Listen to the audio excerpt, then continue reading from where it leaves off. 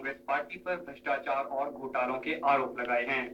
यह आरोप प्रदेश शिवसेना के प्रवक्ता ब्रिजलाल ने शिमला में आयोजित पत्रकार वार्ता में लगाए। उन्होंने कहा कि शिवसेना पिछले 4 वर्षों से सरकार में हो रहे वन विभाग के घोटालों जैसे जन संजीवनी, इको टूरिज्म, कैट प्लान, बेमलोई कंस्ट्रक्शन, पौधारोपण, हाइड्रो प्रोजेक्ट सहित अनेकों घोटालों को जागृत कर रहे हैं तथा इस बारे में पूर्व मुख्य सचिव व वर्तमान में प्रधान मुख्य सचिव से भी लिखित व मौखिक रूप से शिकायत दर्ज की गई थी, लेकिन करोड़ों के घोटालों की जांच करवाने की जगह एक साथ 48 आईपीएस अधिकारियों की पदोन्नति की गई। आज हमने जो प्रेस वार्ता रखाई है, इस वार्ता में हमारा अहम मुद्दा जो है मुख्य सचिव श्री तृप्त राय जी के साथ जो हमारी मौखिक वार्ता और जो हमने कंप्लेंट में भेजी थी उसे लेकर है, जिसे उन्होंने कहा है कि जो नोटिफिकेशन आईएफएस अधिकारियों को दी गई है, जिसमें 10 लाख से लेकर 50 लाख तक की टेक्निकल स्वीकृति प्रदान की गई है, वह नोटिफिकेशन उसके अधिकृत आते ही नहीं है, क्योंकि जिन आईएफएस अधिकारियों को वह स्वीकृति प्रदान की गई है वह इसके लायक ही नहीं है, क्योंकि उनके पास टेक्निकल डिग्री या टेक्निकल एजुकेशन ही नहीं है। जिसके आधार पर मैंने उन्हें 20 जून 2012 को एक कंप्लेंट रिटर्न दी थी, जो कि हिमाचल प्रदेश के 48 वन डिवीजनों से आईआरटीआई के तहत सूचना के माध्यम से जो घोटाला सामने आया था वह 200 करोड़ का घोटाला था, जिसमें आईएफएस द्वारा स्वीकृति प्रदान की गई थी। हमने मुख्य सचिव श्री तृप्त राय जी से पर्सनली बैठ के उनसे मांग की थी कि इस नोटिफिकेशन को रद्द कर दिया जाए।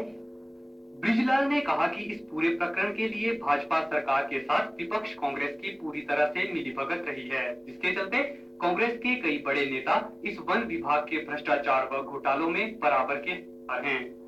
लेकिन मुझे बड़े अफसोस के साथ कहना पड़ रहा है कि हिमाचल प्रदेश सरकार भ्रष्टाचारियों को संरक्षण देने की बजाय कुछ भी नहीं कर रही है। इस एप्लीकेशन को देने के बावजूद भी यह कंप्लेंट हमने तृप्त राय जी के खुद इसमें साइन है, रिसीव कॉपी है, जिसमें हमने आईएफएस अधिकारियों के ऊपर एफआईआर दर्ज करने की भी मांग की थी। लेकिन ठीक 12 जुलाई को मुख्य सचिव श्री तृप्त राय हिमाचल प्रदेश सरकार ने एक साथ हिमाचल प्रदेश के 48 आईएफएस अधिकारियों को पदोन्नत कर दिया। मेरी मांग है प्रदेश सरकार और मुख्यमंत्री से, यदि हमारे आरोप गलत हैं तो मैं इस जो ये नोटिफिकेशन आएगी, इस नोटिफिकेशन के लिए मैं 10 साल के लिए जेल में भी जाने को तैयार हूं यदि मैं गलत हूं।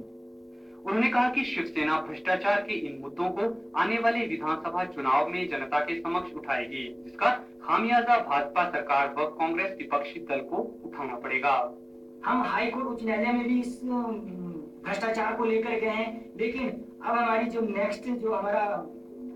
कार्य है, हम कल कोशिश करेंगे कि हम किसी भी तरह से मुख्य न्यायाधीश श्री जोसेफ कोलिन जी से हमारी मुलाकात हो सके और हम इन सारे तथ्यों से उन्हें अवगत करवा सके, क्योंकि हिमाचल प्रदेश के अंदर ना तो विपक्ष अपनी भूमिका निभा रहा है ना ही पक्ष। अब आप खुद ही देख सकते हैं कि यह पैसा बहुत बड़ी एक अमाउंट है जो हिमाचल प्रदेश की जनता की, ना तो इसका excise tax, income tax, royalty, यहाँ तक कि इनके पास मस्ट्रोल, एमफॉर्म,